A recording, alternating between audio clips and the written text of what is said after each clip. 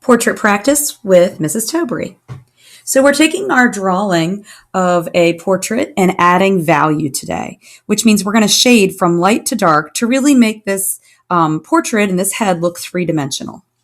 At its essence, the head is really just a sphere. So we're taking this egg shape that we have drawn previously, and we're going to shade it just like we would shade a sphere. It's going to be dark around the outside and lighter toward the center. If you were to conduct a little experiment and have a friend go walking, the first thing that would probably hit the wall if you didn't stop them would be their nose. So we know that that area needs to be the lightest. To shade, I recommend that you use a wooden pencil, not a mechanical pencil, and that you pick it up and hold it almost like a cave person would grab a stick and get ready to roast something over a fire. Me make art. That's how we're going to hold the pencil. Then you can use your index finger and your thumb to give you extra support. So I'm going to shade right along the side of the head dramatically from a dark gray, avoiding the eye socket, and get light pretty quickly. I'm going to work in, I would say that's probably 1-inch increments. And I am simply working my way around this portrait, or this sphere as it is for right now. The goal is not to color the face gray. The goal is to go from dark to light. There's an important difference there. If we were merely coloring the face gray, certainly it would show up on the white paper from a distance, which is great, but it's not going to come to life more. You'll notice when I'm shading, I'll literally turn the head upside down and rotate it around so that it's more convenient or comfortable for my hand. On the temple or side of the head, I just need to go around that eye.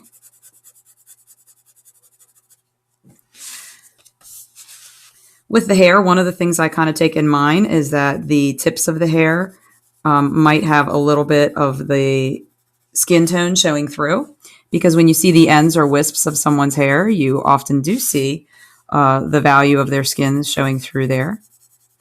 With the eyebrows, I do the same kind of thing. I go right through the eyebrows because when you look at a portrait or you look at yourself in the mirror, you're going to see your skin tone through the eyebrow hairs. So right now I have this base color that goes all the way around the outside of the head. I would say it fades to white pretty quickly. Around in here, it's faded to white.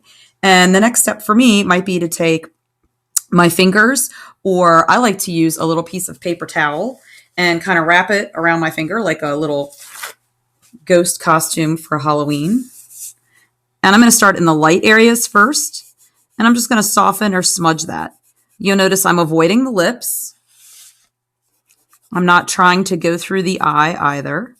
I don't want to undo the good work that I've done, leaving a nice highlight on the nose. So I'm just going to soften and rub that, but I don't want to just rub all over the whole face. Similarly, I want to do the darkest areas last, so that I keep the contrast from very, very dark in the outer area of the face, the outer perimeter, and very light toward the center. Now, it looks strange the first time you start adding value and you don't have it on the eyes or the lips or around the eye socket or in the hair. But that's a pretty good level of dark to light. If you fear that you've overdone it, you can certainly take your paper towel and try and wipe some off. Use a clean part of your paper towel. You can also take your eraser and lift off some of the value that you've done using your eraser as a reverse drawing tool. What I would do in that case is, be very delicate with my lines, not try and erase a hard white area, but just lighten it. And then again, I'd go back in with my paper toweling and try and soften or smooth that texture. So I think that's a pretty good start.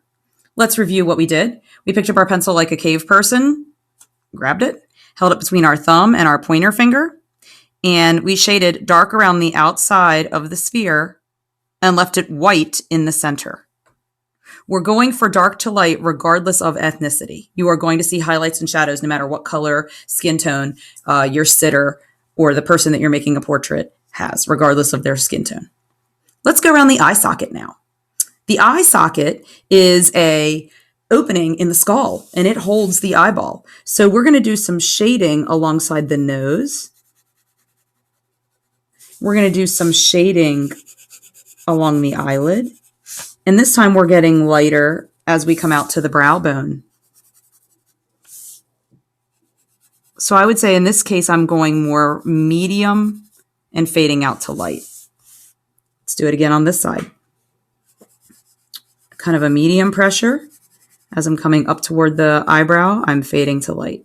Medium to light.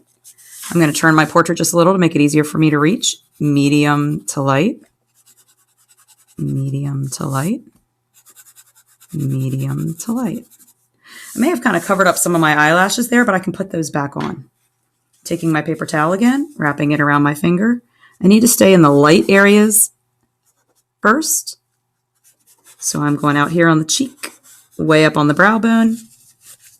And then I'm going to go in the darker areas, right around the eye. Again, don't rub through the eye.